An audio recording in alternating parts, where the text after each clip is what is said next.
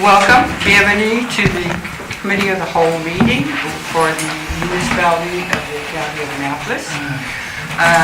Just a reminder, we are in a meeting, so therefore if you have your phones on, please turn them off or put them on vibrate so that they do not interrupt the meeting. As well as welcome to the people that are sitting with us today. We will start today with roll call, and we start with District 1. Roll call. Thank you. Carrie Ann Carson Sullivan, Councillor, District 1. District 2, Jesse Hare. District 3, Dustin Enslow. District 4, Charles Cran. District 5, Lynn Longmire. District 6, John Welch. District 7, Ted Eichenbar. District 8, Niall Harding. District 9, Gidget Oxner. District 10, Brian Buzzy-Hall. District 11, Cheyenne LeBlanc. Okay, let's get started with disclosures of interest, if there are any. I need to declare Yes? the community facilities recommended motions. I have a conflict of interest with Annapolis County 4-H leaders. Okay. Grant.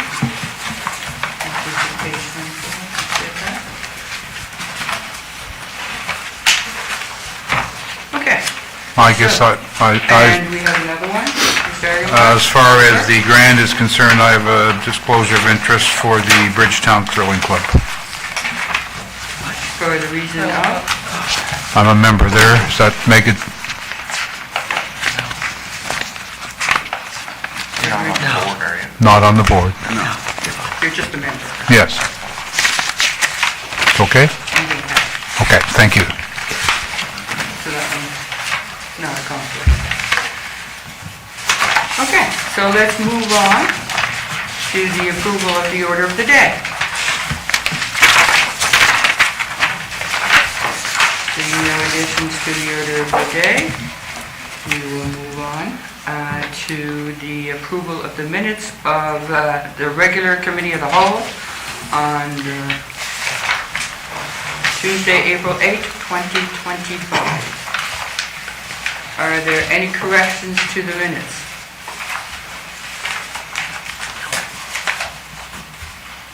As there are no corrections to the minutes, they are approved as is. Okay, let's move on. We are going to the information report, which is on page 7. This is a staff report from Brian Ord, our Regional Emergency Management Coordinator. We have a motion. I need a mover. Councilor Longmire.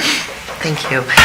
I move that Municipal Council approve the Memorandum of Understanding between the Salvation Army Disaster Services Atlantic Division and the Annapolis Regional Emergency Management Organization, Annapolis REMO, as recommended by the Annapolis REMO Advisory Committee. Thank you. I need a seconder. Councilor Oxner. Okay, and we have Mr. Ord in the front that will give us some information. Yeah, so I'm here mainly just in case you have any questions about this, but it's we're creating more MOUs and MOAs like this to be more prepared for emergencies. Salvation Army delivers a number of services, food service, up and down during the disaster, help volunteers, communities, as well as they have psychological first aid, also management of donations, things like that, which become very important in emergencies. We've seen that at the Shelburne wildfires. A number of communities down there need support, and they come down and they provide that. This will make sure all we have to do is give them a call. They'll be on the road as soon as they can and help our communities that we need it. So it's just to have something more formal in place, help with more coordinated response. So, any questions on Thank you. on this agreement? Councilor Longmire, hold on there. Wait a minute.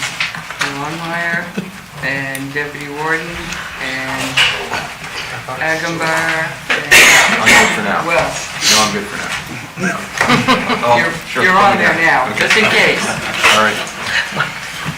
Go ahead. Thank you. I just want to say a huge shout out to groups like the Salvation Army. You know, we can't do it alone, and we must expect the unexpected. So having all these different types of partners out there available and ready, and, you know, tuning in regularly to up their game and be better prepared as we learn more about different emergencies. It's just wonderful, so thank you for all that work. And thank them for the work that they do with us. Thank you. Thank you, Councillor. Deputy Warden. Thank you. It's just nice to see that we're putting a lot of effort in preparation and planning, which is phenomenal. And the fact that this would be another key stakeholder within, hopefully we don't have to use them, that would be great. Hopefully, yeah. Just like the fire departments, hopefully the trucks never roll, that we have to be prepared that they are. So I think it's great in the fact that we have it in writing, that everyone knows what's going on. The only question I have about the agreement, on page 11, Thank you. under insurance, I just want to make sure that the requirement that they want us to have, that we meet or exceed that insurance threshold. So we cover, I'm assuming we have more coverage than 10 million within our policy. I guess that's more for the CAO. CAO requirements, yeah. I assume, do you know what their coverage is for liability for insurance policy now?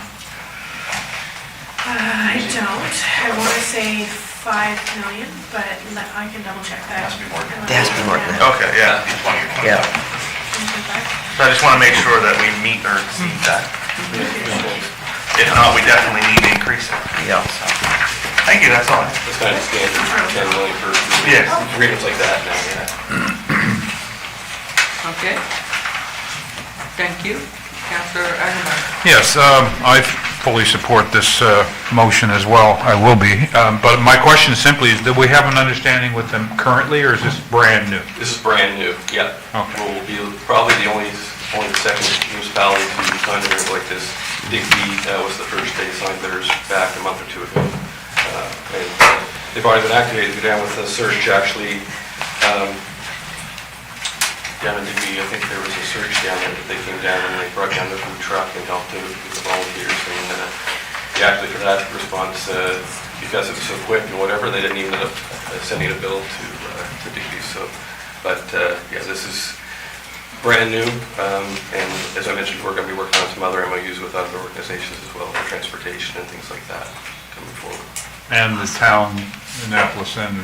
So yes, and they're they're on be board. going to the two towns for their councils to approve as well. Thank you. Yeah. Thank you very much. Thank you. Councillor Lewis. Do we have, excuse me, do we have a list of other groups that we'll be reaching out to? Is this the first of many? Red Cross, you know, is a group that is, for them, we just have to reach out to the province and they're activated and so on. Some transportation, we're reaching out to King's Transit, Trans-Canada Transportation, School Board for busing and things like that. We'll also be looking out for some agreements with like water suppliers, things like that. We've had a water emergency here in the past, so that's something we want to move forward with, make sure we have, you know, groups like that to call on if there is something like that again. Yeah, there's a variety of different instances that we will be moving forward on. Is this a list that will be available? I can provide something, yeah. I'm just curious because if, like you say, a water provider isn't necessarily on that list, but they might want to participate, if they could just reach out to you. Yeah. Okay, thank you. Thank you, Councillor. Anyone else? Seeing no one else? All in favor signify by saying yes. Yes. Against, no? Motion passed. Okay, let's move on. We are on page 15. Thank you, Mr. Ord. We are on page 15. We have a staff report for the appointment of a development officer, and we have a recommendation, and then Ms. Bent will be here for any questions thereafter. I need a mover. Yes, Councillor Cranton. I move that municipal council appoint Ali Cotw as development officer for the municipality of the county of Annapolis to administer the municipality's land use bylaws and subdivision bylaw. Thank you. Seconder? Councillor Carson Salzman. Okay, any questions for discussions? Deputy Warden. Not really a question, more of a statement. Yes. For people that are listening in or whatever, that this is not a new position. This is appointing someone that has been, that's taken over the position. So we didn't create a new position. This is just someone left. We filled it, and they had to be appointed by council to do the work on behalf of us. Thank you Because very I know I much. get questions about that. Thank you. Thank you very much. Any other councillor have anything? Yes, Councillor Walsh? Will there be any training involved in this position? Absolutely. I assume. Any other questions? None? All in favor signify by saying yes. Yes. Opposed, no. Motion passed. Okay. Thank you, Ms. Bent. Congratulations, Ms. Camo. We are on page 17.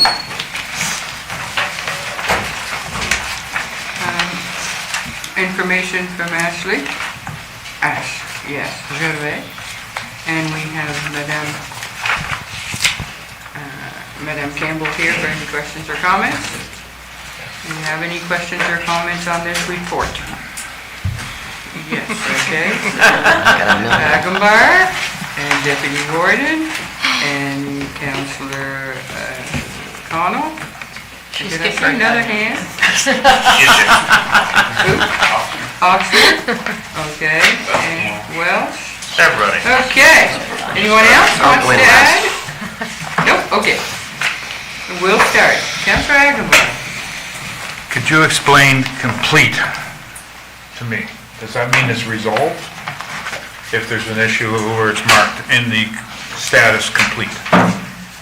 Yes, and to provide a little more in regards to that, I would say that when the inspection is done by the investigating officer, it's found to be unsightly or dangerous based on a particular set of circumstances.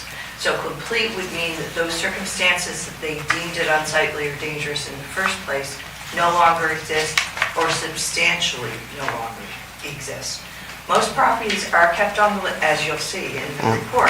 They're kept on the list for a long period of time, and they go back and check the properties periodically to make sure that it's not gotten to be exactly what it was in the first place.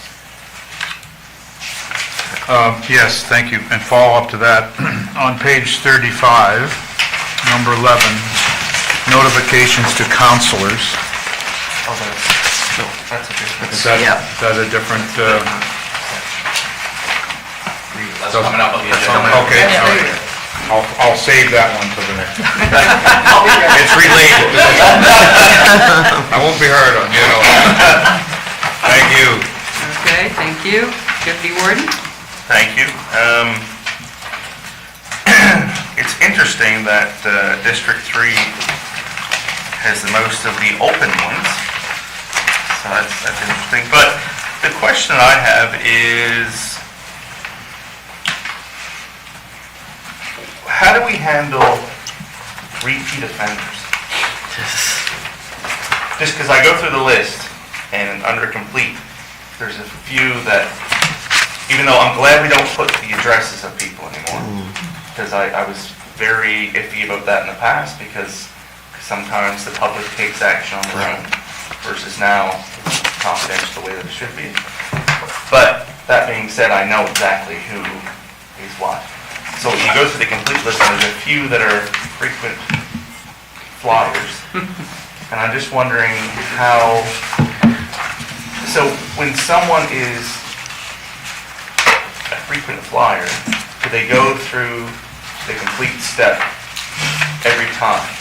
So when something is brought up, action complete, and then there's another complaint, do we go through the same process of the 3 warning kind of thing every time, or does it get sped up?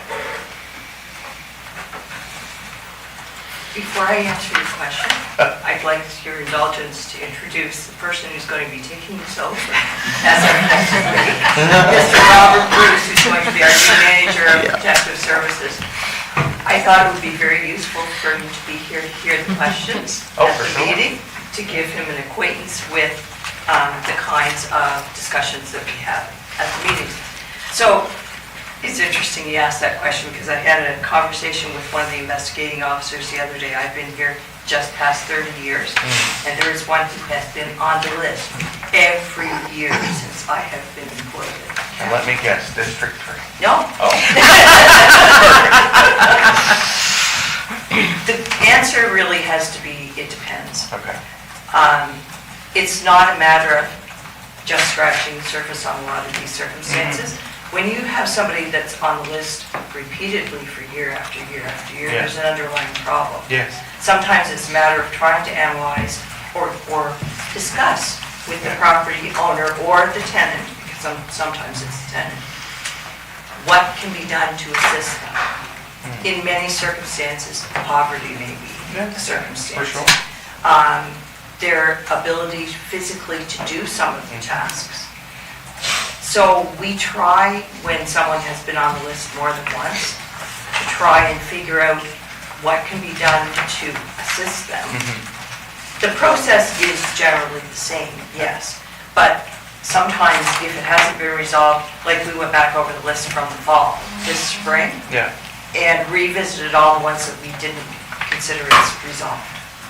And so we didn't go back through all of the same process. We just contacted them again. Okay. Because it wasn't closed in the fall, so Yeah. it's still an ongoing circumstance. Generally, however, we will be going through the entire process again. So the part 2 of that question is it weighted on the decision of if it is rural or more residential? Or is it painted all with the same brush? So I understand that if you are within former Bridgetown town limits, okay, that unsightly means something different than if you live on Arlington Road. Yes. So I'm just you're wondering. asking about community standard, which is supposed to Yes. be a backbone of the way we take enforcement activities on unsightly and dangerous premises. Yeah. That's one of the reasons that it's really important to have a person who is a resident of the community in which this property is located, for us to be able to tell that it actually reflects community standard. So if you have 8 houses in a row, and all of them have 8 immobile vehicles in their driveway, it's not right, but they might not be circumventing community standard. If it's a person who lives 12 feet from your front doorstep, who has 12 moving vehicles in a former town or a highly populated area, community standard is rather different. So we try and be sensitive to the differences in community standards, and in order to do that, we rely heavily on the residents themselves as to how they feel about the standard of their community. So do we reach out, so in that circumstance, I don't want to take up too much time, but I'm working, because this is a big thing within my district where we have, densely populated areas, and I have rural areas. Because most times when you move to the rural area, your ambitions of what you want to do with your property is totally different than if you live in town. Yes. Like in town, some people want only grass, that everything put away, versus if you live in the rural areas, you want more sheds and more outdoorsy kind of thing, but people might think that live in the town, that is unsightly. So when you talk about community standard, how do we determine that? Is that by during the investigation talking to the person that has the complaint against it? Or Or do we talk to neighbors or people in that area? Both. Both, okay. Yes. And the other phenomenon that happens is, on many occasions, when we go in and encourage and get results in a person cleaning up their property, it raises the community standard, and all of a sudden, other people that we haven't gone to see start cleaning up their properties. So it has a bit of a domino effect. So that's a very positive aspect of this. And one of the other reasons why it's really important to work with residents, because we're trying to make a positive change for the community and the resident. And sometimes that takes patience, sometimes that takes offering help, sometimes it takes them being on the list 5 or 6 times. Perfect, thank you. Thank you. Councillor Connell. Being a new councillor for a different district, I'm not saying that we should have the civic addresses, but most of these mean nothing to me on District 10, because I don't even know where they are.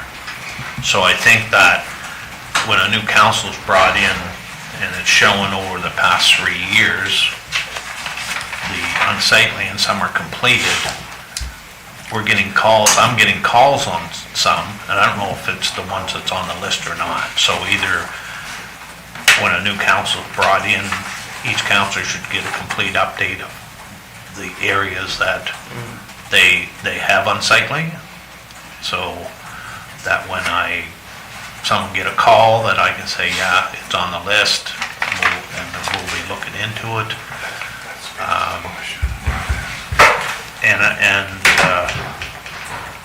So I agree that maybe it shouldn't be for the public, but we have to know.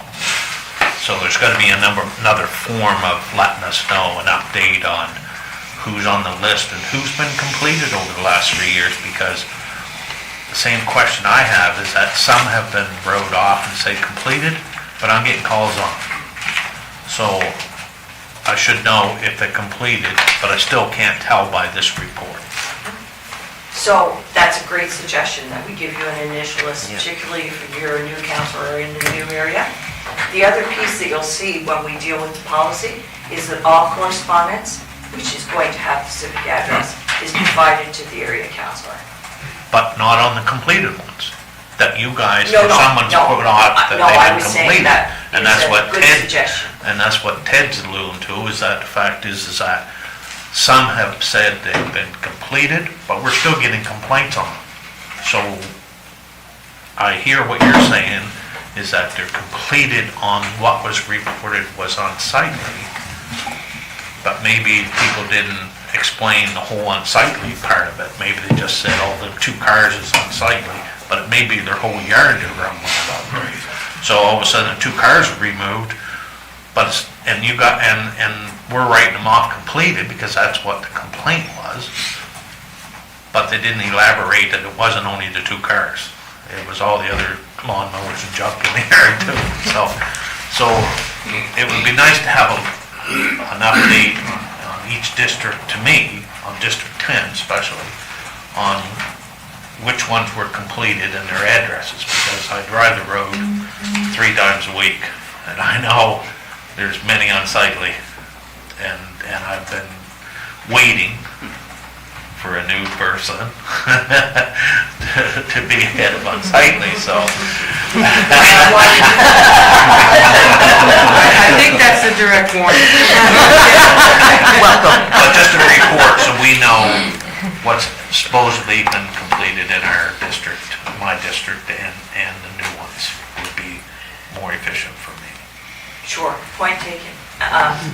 And I also have to say that when you get to looking at the policy a little later on, I owe an apology for the fact that the policy has required in the past monthly reports, and we're just catching up with that now. Great. That's my question. Okay, thank you. Councillor Oxner. Okay, this is more of an education piece for me. When I look through this chart, I see some that 30-day notice was given a year ago. What's the ideal timeline for working through this progress, or is there one? I have to say it depends on the time of the year, Okay. because for example, some of these status have changed since this report was done 2 Okay. weeks ago. So that's the first thing I would say. But it also depends on the time of the year greatly, because many of the ones that just kind of stopped after the 30-day notice was because we received the complaints in like late November Okay. and contacted them, and it's not really practical in a lot of circumstances to do the work when there's snow on the ground. Okay, that makes sense. And how many 30-day notice orders did they get? So, the policy outlines it. Okay. But we have generally an initial contact with the person. We send out a 30-day notice. Right. So that's the soft approach. That's followed by a 30-day order. We have the ability to take action at the end of the 30-day order. It's not always going to be the practical thing to do, but for the most part, we're going to take action of some kind.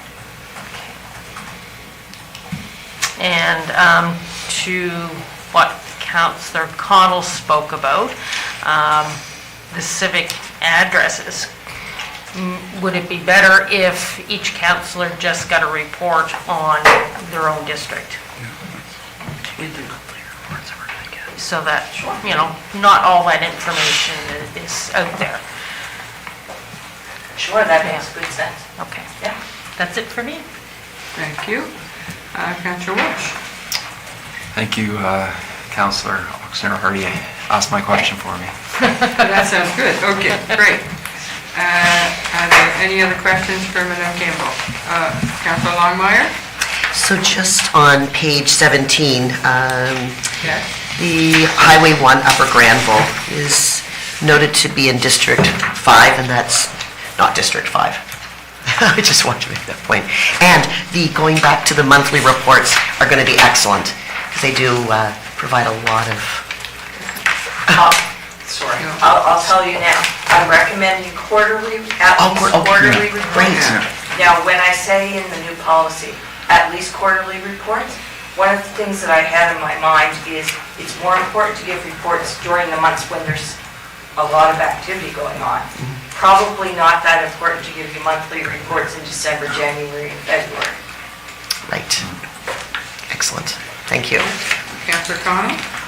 On page 18, East Torbrook Road is not District 10. That is Madame's.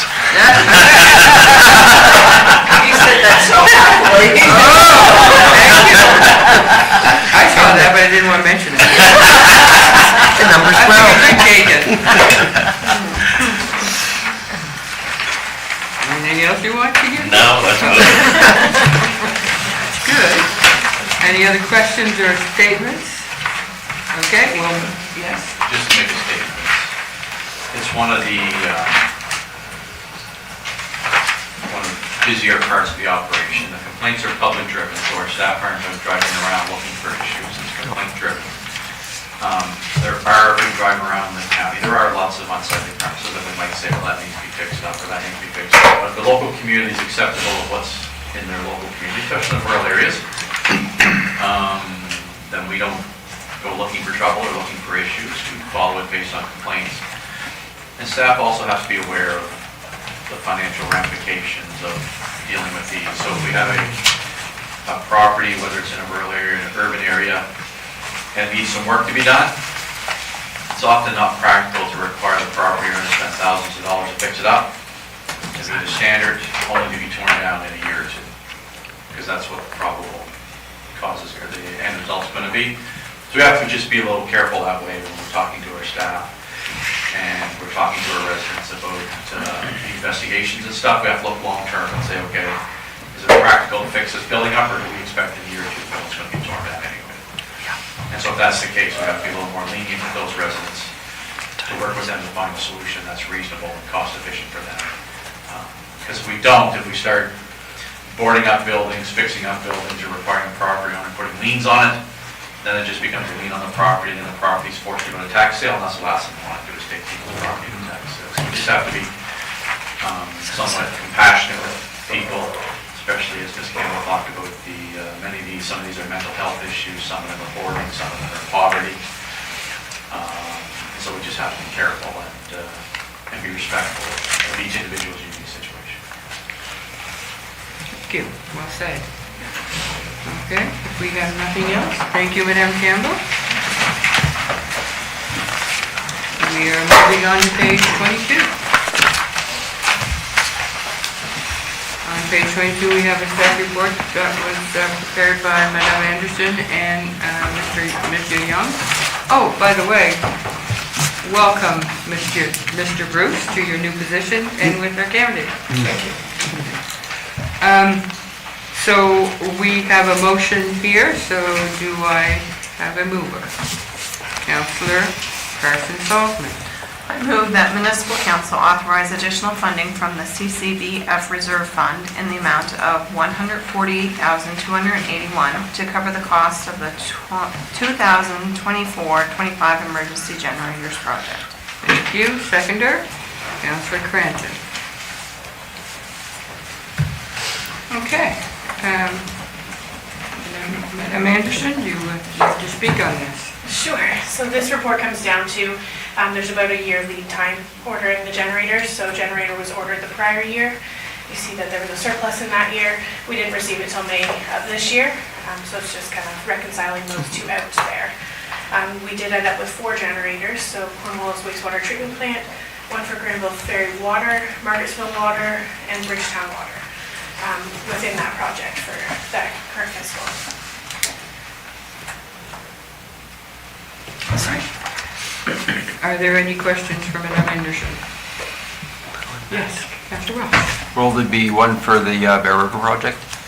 That would be included in the Bear River project. Okay, that's all wrapped into that one. I believe so, yes. Okay. You have a generator, yeah. Any other questions? Yes, Councillor Cranton?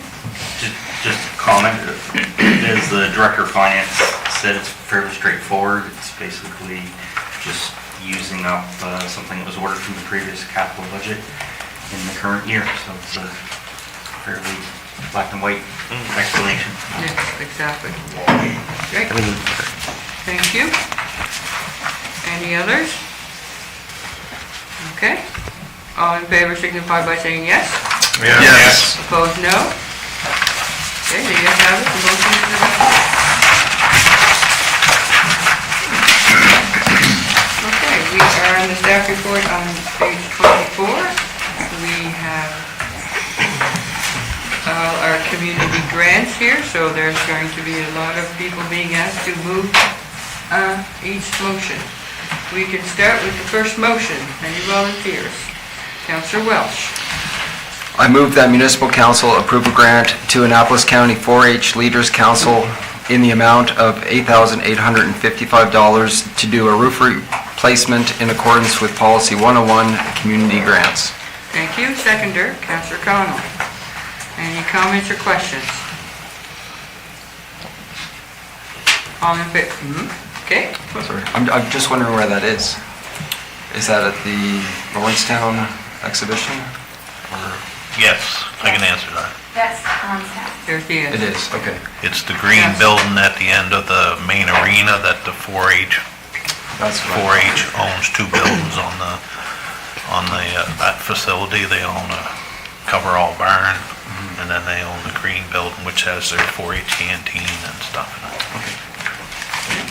Thank you. Councillor Crankin? Just more of a general question as it relates to all of them is just while staff is up there. I can appreciate, obviously, you get a lot of applicants and obviously more requests in the pool of money. So I'm just wondering if you could just spend a couple minutes Could we do that at the end of all of this? Well, it would affect how I'm going to vote on some of the specific ones. Okay, ask your question again. Just generally how you arrive at some of the amounts for recommendation. Okay, thank you.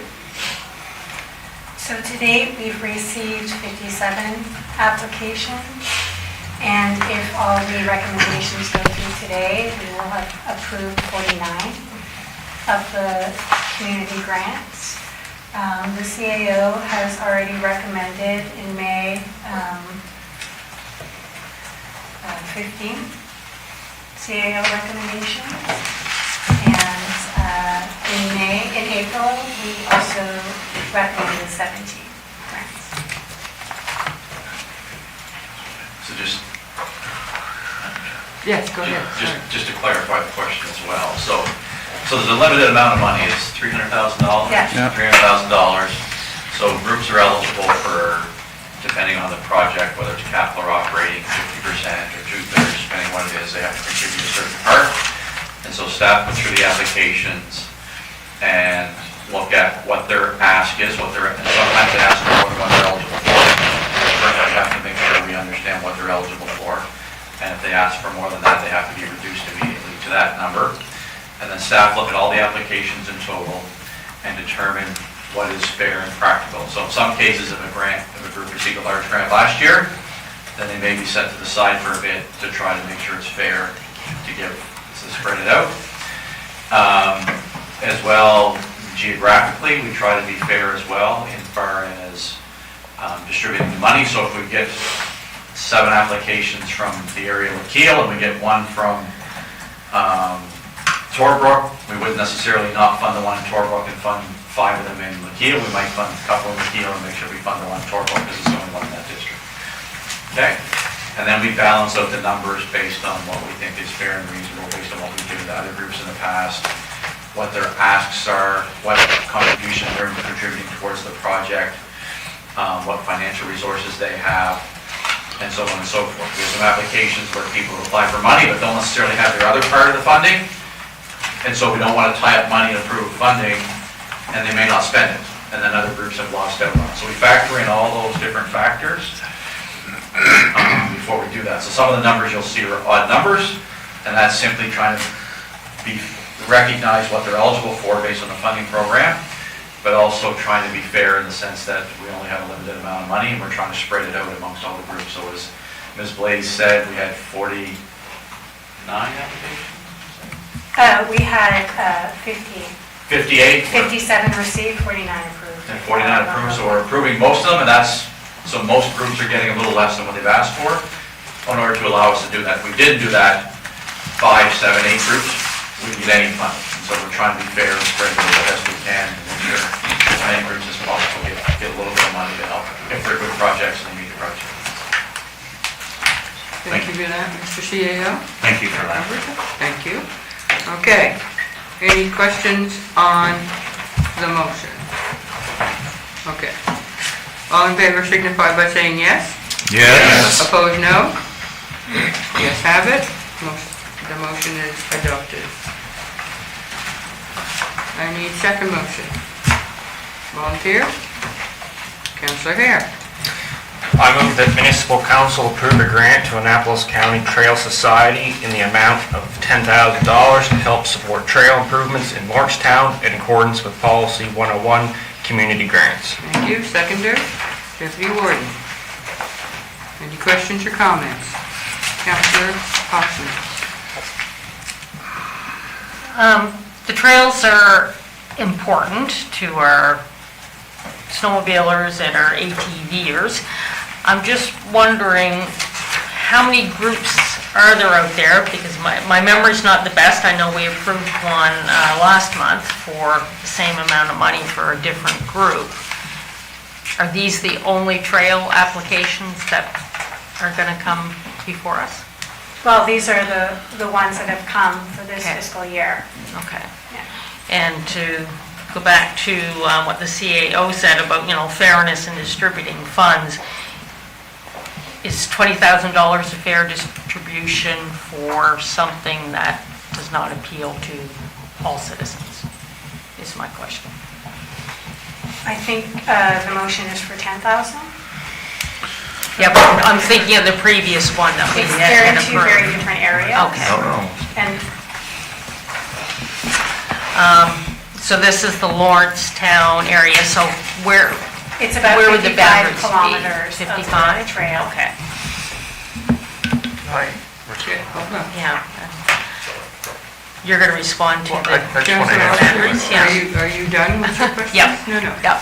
Okay, now it's your turn. Thank you. So, I understand from the outside looking in. Yep. But the reason why there's multiple ones is because there's multiple groups responsible for different sections. Right. So, the Annapolis County Trail Society looks after one section.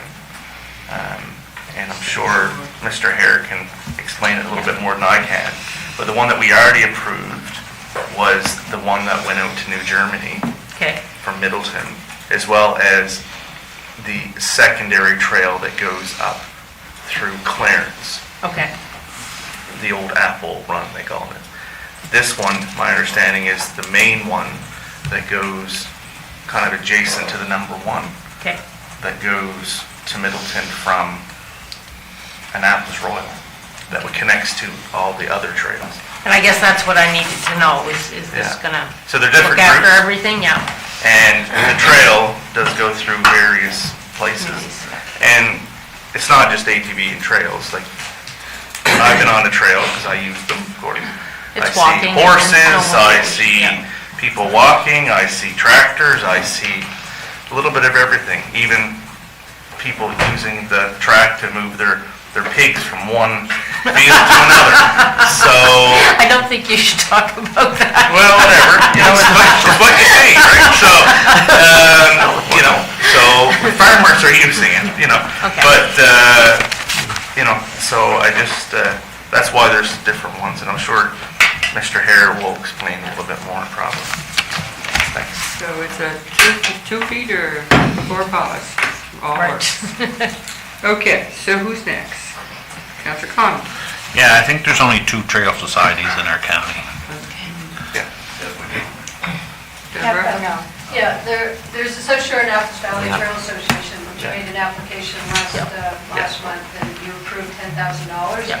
And this one is the Annapolis County Trails Association, and they're applying for funds to do the Harvest Moon Trailway, a section in the Lawrencetown area. So that's it. We used to receive an application from the Valley Trails Coalition, which is a comprehensive group, but they're going through some organizational changes, so we probably unlikely will receive one this year. And they didn't make the deadline anyway, so. But the ones that actually do the work are Associated Annapolis Valley Trails Association and ACTS. Thank you for that. So, Ryan? continuing on from that, they are cutting the bushes right beside my house.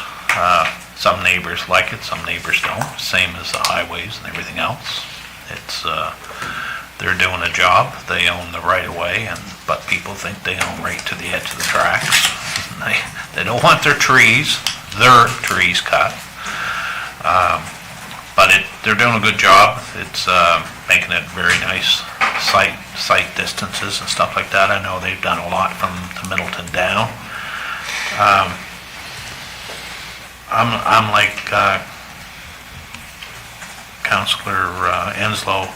It's not only ATVs and four-wheelers and skidoos. It's people walking. I have my own section of trail, and I have numerous people walk the block, and they'll walk the tracks in through our trail.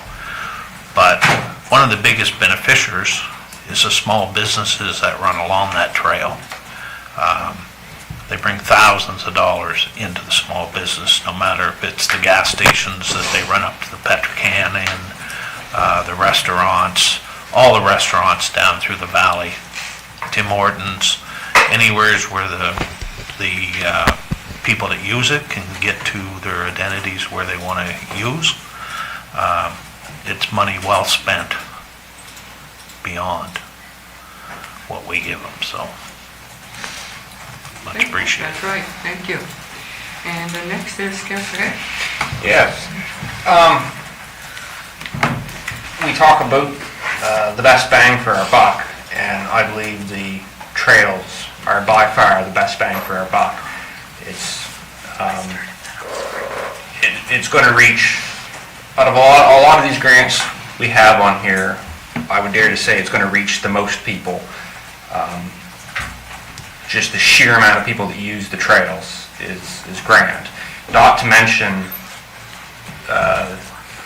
the specific trails that they are looking to improve is really the backbone of the entire trail network we have in the county.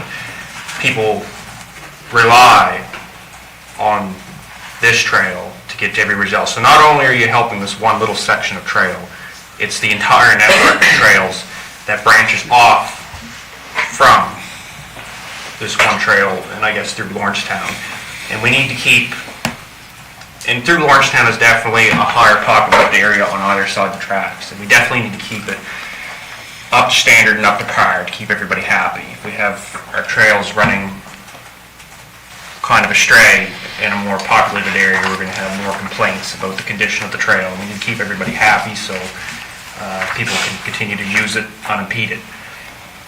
So that's my comment on it, is if we're going for bang for buck, we're going to help thousands of people, I say, with the trail societies. Thank you. Any others? All right, all in favor signify by saying yes. Yes. Against, no? Motion is adopted.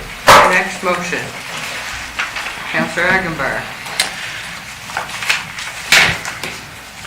I move that municipal council approve a grant to the Bridgetown Curling Club in the amount of $5,000 to help support critical repairs, including resurfacing the driveway and maintaining essential ice-making equipment in accordance with Policy 101 community grants. Thank you. Seconder?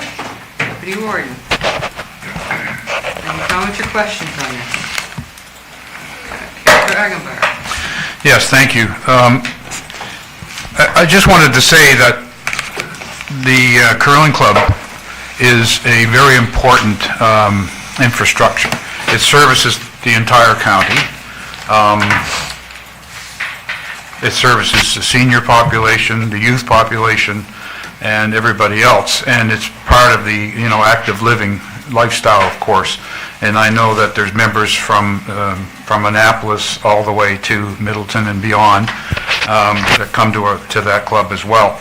They also have a special Wednesday night session for the Special Olympics folks that come out, and it's really encouraging to see these people. They just get so excited, and it's just amazing, really. And also, there's a seniors program that runs throughout in the day, along with the competitive programs that run at night as well. So they struggle every year to keep the lights on, and this is extremely important help in that respect. So I just like to spread that word to the folks on council here. Thank you. Deputy Warden. So I just want to jump on that. So, just not jump on the ice. This group is extremely active and it continues to grow. And not only do they ask for grants from us, which it seems like we give them yearly, which the money is 100% used for that. But they do a lot of effort around fundraising.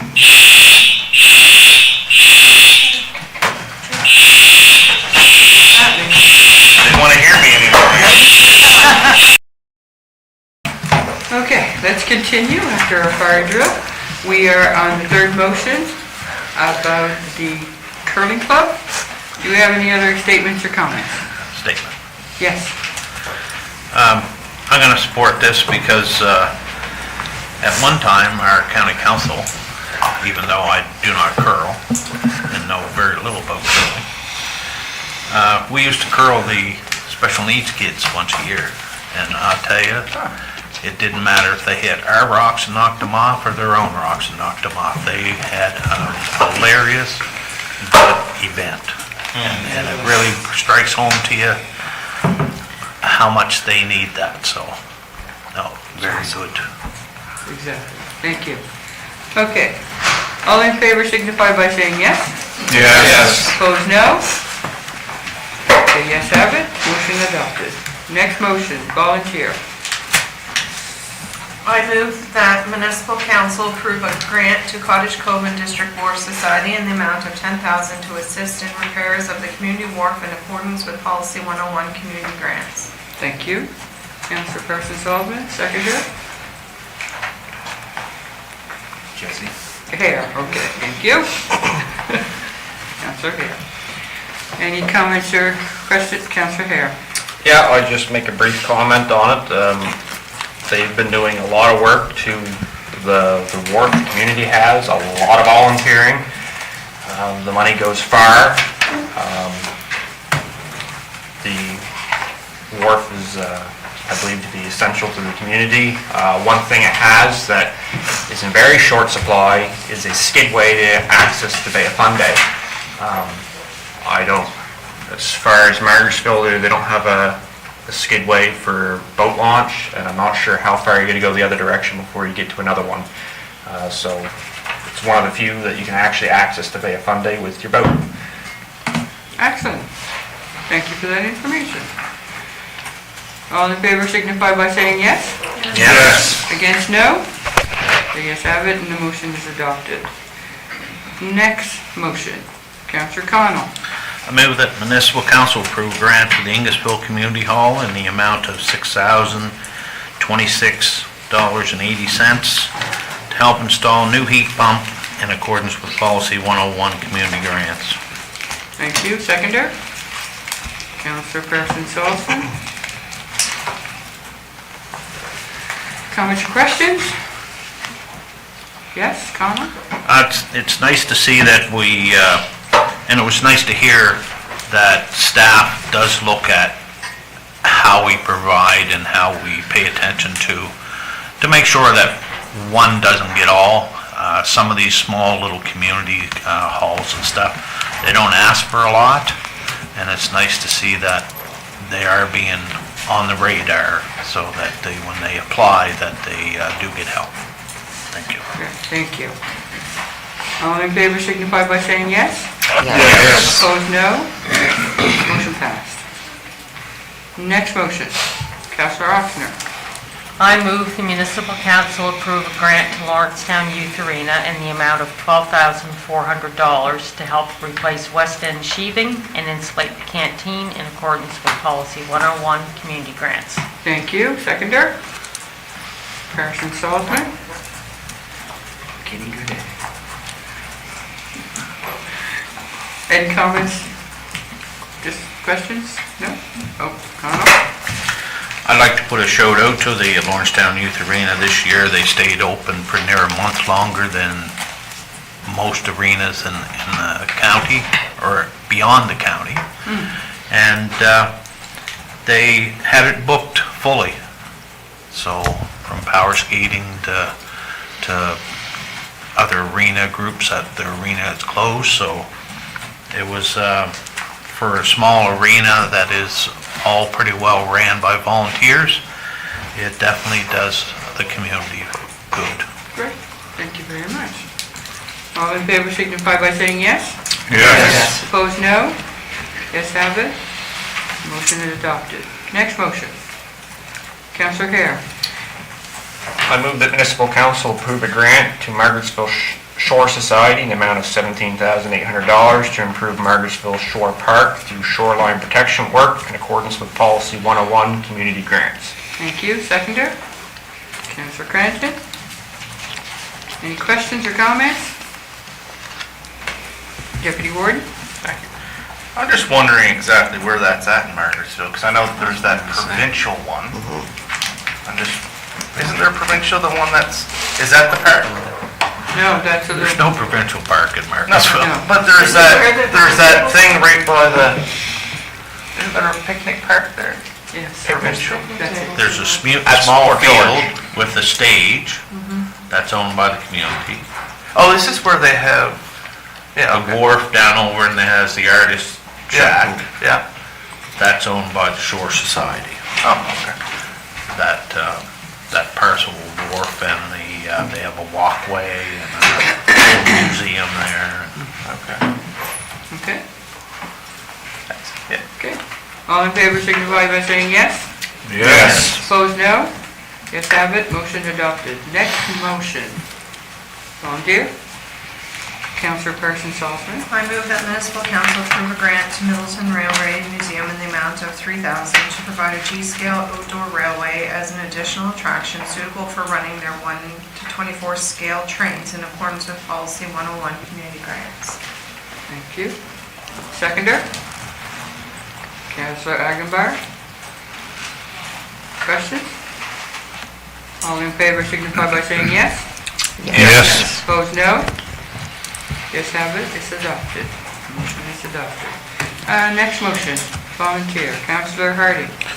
I move that municipal council approve a grant to Oak Dean Center in the amount of $4,525 to replace their fire alarm in accordance with Policy 101 Community Grants. Very good, seconder? Councillor Welsh? Any comments or questions? Yes, Councillor Cranston, then Councillor Welsh. Just want to give a shout out to the Oak Dean Center and compliment them, the volunteers that work in that building. I am a member of one of the groups that uses that, and I've seen and observed a lot of the upgrades that they've made over in recent years and continue to make, and I think this is a good group to support. Thank you. Councillor Welsh? I also want to give a shout out to the Oak Dean Center Community Group. It's a shop that I've seen come a long way in the last number of years. They've done a huge number of upgrades. It supports studios, galleries, shops, and it's a real community hub for the village. So it's wonderful to see it continue to thrive. Thank you. Okay, all in favor signify by saying yes. Yes. Opposed, no. Motion passed. Next motion, page 25. Councillor Agenbar. I move that municipal council approve a grant to Paradise Community Hall in the amount of $20,000 to support a roof replacement due to structural damage in accordance with Policy 101 Community Grants. Thank you. Seconder. Councillor, Deputy Warden. Question or comments? Deputy Warden. I'm just thankful that we can continue to support this place where it's constantly used, just like, I suppose, all of our community halls.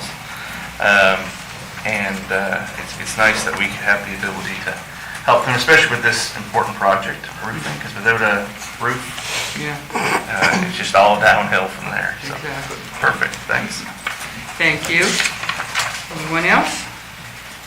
All in favor signify by saying yes. Yes. Opposed, no.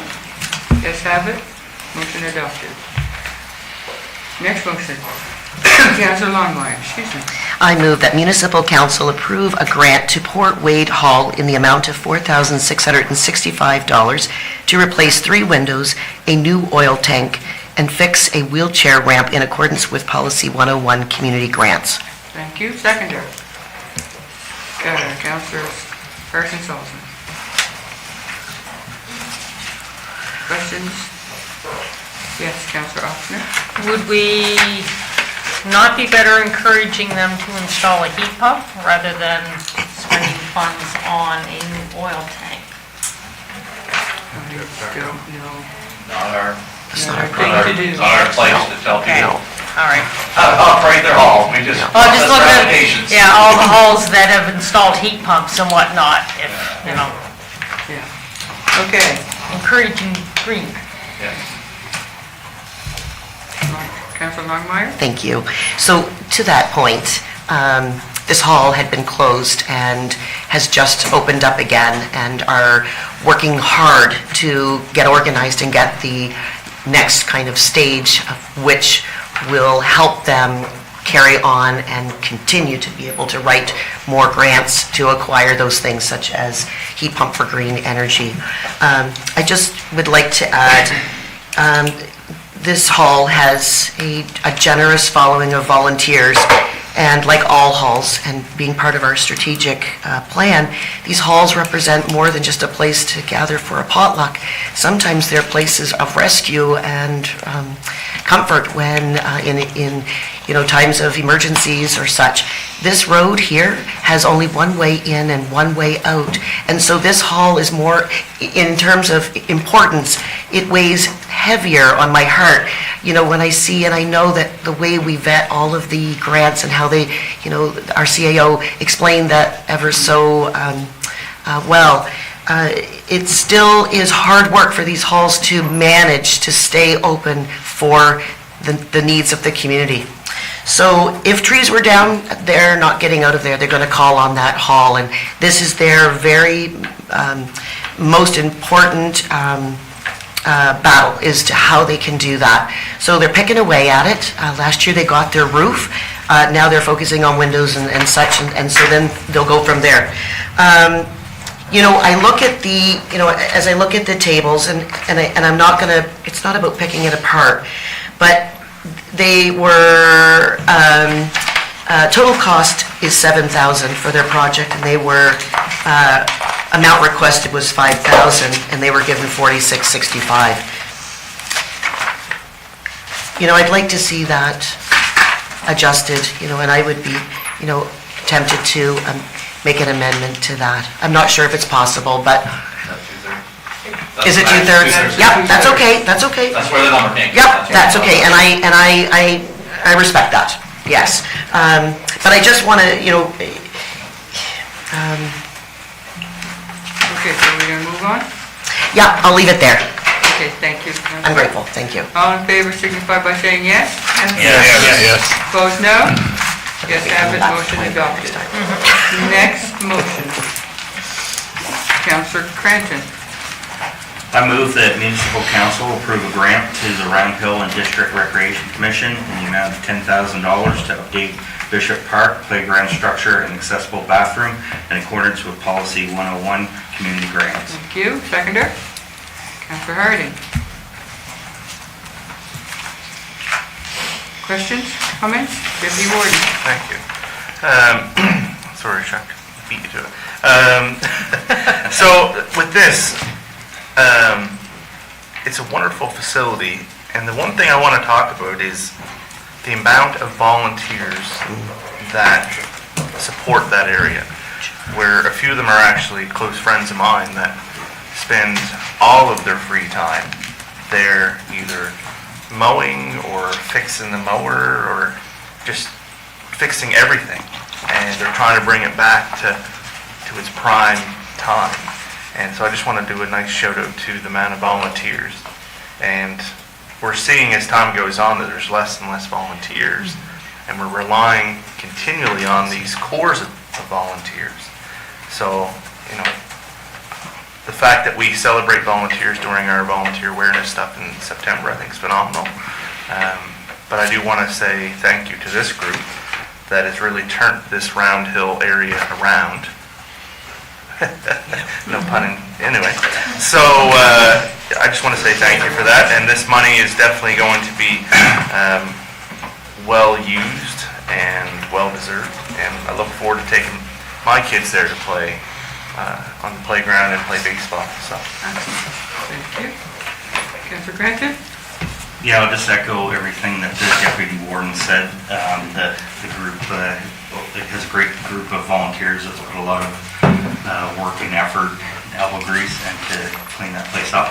And also, they've been very welcoming to their communities, so it's my belief, although I don't know all the details, but some of the baseball clubs can't practice in Annapolis for the time being or temporarily, so they've been welcomed with open arms to practice at the Round Hill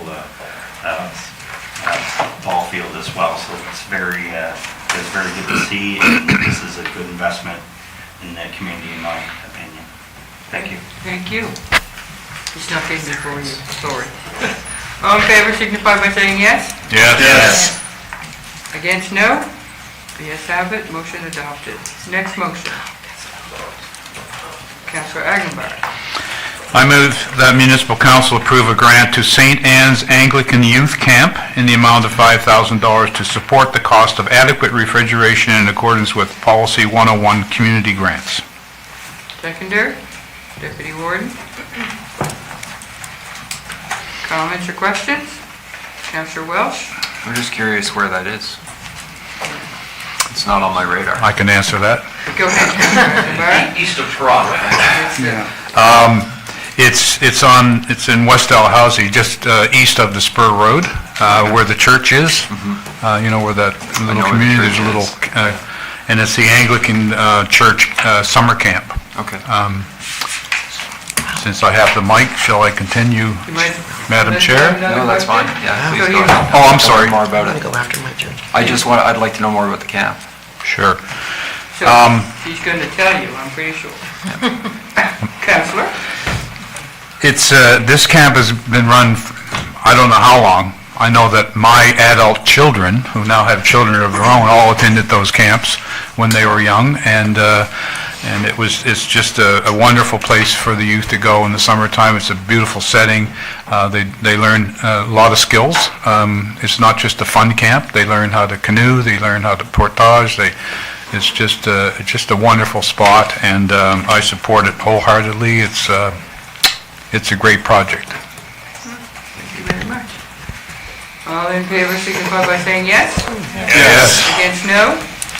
Yes, have it, motion adopted. Next motion. Counselor, anyone?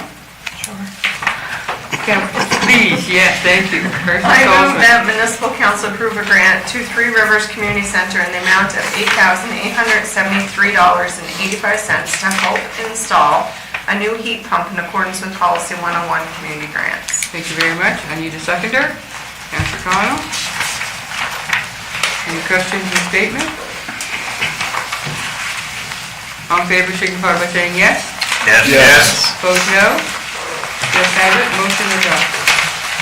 Let's turn and go to page 26. I have a few more motions at the top of the page. For grants. I need Deputy Warden. Thank you.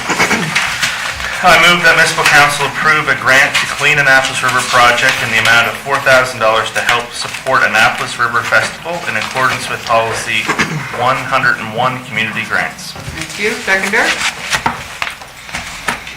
Harding? Counselor Harding, sorry. Any comments or questions? Deputy Warden. So I just want to speak to this because I suppose myself and Councillor Aguilar share that area. Hopefully everyone around here has attended at least one Riverfest activity at the Jubilee Park. So it's a great community event where not only do the municipality put in a dragging boat team to race to hopefully win every year would be nice. But not just the rivers, it's not just that, but it's to bring awareness of the river and what is in it and how to protect it. Because this was all really started many, many decades ago where it was due to 14 Wing having issues and dumping into the river. So that's how Clean Annapolis River started. So it's to continue that to move forward. And it's to bring awareness of how to properly use the river, what's in the river, what is encompassed with it. And it's morphed into this huge community event where last year and years before, there's thousands of people came, and from all over the world. Because last year I asked them to track where people came from out of curiosity, and there was people from far away as Australia. So we were drawing people from around the world. But it also, they use that time for skill-based events. So you can go there and learn about, making things from nature, or a lot of the finer arts that are starting to go away, like bookbinding. Like I would have never thought about that. So last year I tried my hand at the bookbinding, but all those really hands-on skills that are starting to go away, and traditional skills, I guess, they are always on par there. So it's a great activity. I encourage everyone to go, and this is a non-for-profit organization, so the money's going to be well used. And hopefully this year we don't have rain and wind and hurricane-type activities, and we can actually race on the dragon boat. So, thank you. Exactly. I'll go cheer you on. Oh, no, you're going to be in it. Okay, any other comments? All in favor signify by saying yes. Yes. Opposed, no? The ayes have it. Motion adopted. Second motion. Councilor Longmire. I move that municipal council approve a grant to Map Annapolis, age Advantage Association in the amount of $5,000 to support a new project to update Acadian settlement maps and Garrison Graveyard in accordance with Policy 101 community grants. Thank you. Councillor Welch, second the motion? Did I see your hand? Okay. Any statements or comments about this? Yes, Councillor Hare. I'm just curious, so the group is Mappanapolis, correct? Yes. Yes. Just what exactly this project will be used for? Where its findings, results will end up? So, are you familiar with Mappanapolis in general? It's a web-based asset map Yeah, a little, online, yes. and it has all like history and cultural. It's really about sharing stories about our history. And so this is going to be a new project involving the students and GIS and updating Acadian history. And so will we most likely see some of the, what they do in, brochures, pamphlets, guides across the county, or is it just? For sure, because they have their own marketing program, and they have a beautiful booklet that they give out everywhere, and we have this booklet, and we share it with everyone as well. Thank you. Anything else? All in favor signify by saying yes. Yes. Opposed, no. Yes, have it, motion passed. Third motion on this page. Councillor Longmire. I move that Municipal Council approve a grant to Thalia Barn Cat Rescue in the amount of $4,400 to support their spay and neuter program in accordance with Policy 101 community grants. Thank you very much. Seconder? Councillor Welch. Thank you. Questions or comments? Councillor Hare? I'm just wondering, do they provide any numbers on how many animals they do a year? Is this a yearly thing that we typically approve for them? Yes, Yeah. yes, last year we approved 5,000, and they don't give me like accurate numbers in here, but they take care of cats, Yeah. who need to be neutered and spayed in colonies. Yeah. Yeah.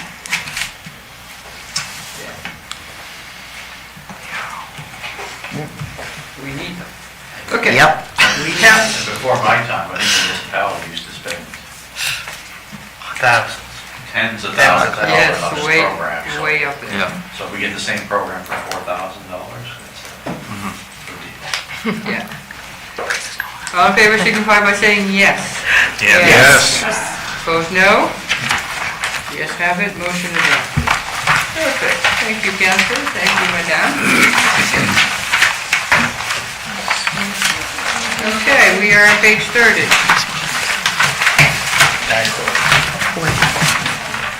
A staff report presented by Madame Campbell. And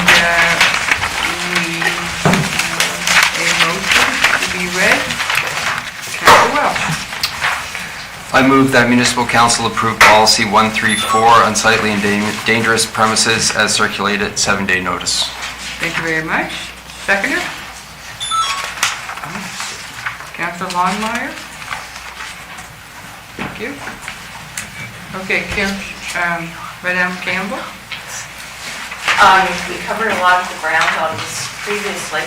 As with most of the policies that that sounded kind of funny with that. Anyway, this is to make the policy easier to understand for everyone. Part of that is it just makes it more effective when people understand it better, and part of it is our move to try and make things as accessible in the community as possible. Doesn't change anything significantly other than, after discussion there, it provides an expanded role for investigators. They can now do 30-day initial notice themselves. The administrator doesn't have to do all of them. And it reduces the number of reports to committee of the whole. What I have suggested is at least quarterly. Okay, so we need to change that. I'm just going to sneak in here, page 33. if you look at the second under authority, it says, the second before last bullet says twice yearly reports to council. So that's what I'm sorry, that's what the Municipal Government Act requires. Okay. It's okay to exceed the requirements of the Municipal Government Act. It's never okay to do less than the Municipal Government Act requires. So we're gonna keep that in there, but we're doing quarter of it. So item 6. Oh, that's under the paragraph, item authority. 6. Item 6, 34. Yes. So last paragraph in section 6, at least quarterly information reports shall be submitted. So Municipal Government Act says minimum 6 months, what Ms. Campbell is saying, staff or not committee will do at least every 3 months. Thank you very much for that. Any comments or questions? All in favor, signify by saying yes. Yes. Opposed, no? Yes, have it. Motion is adopted. Thank you, madam. Thank you, Ms. Yu. We done?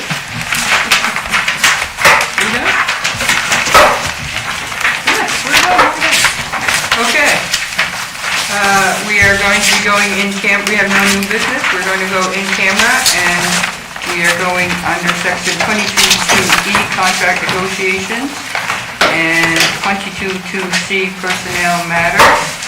I need someone for a motion to go in camera. Motion to go in camera by Councillor Person Salzman. Seconder, Councillor Longmire. All in favor signify by saying yes. Yes. Opposed, no.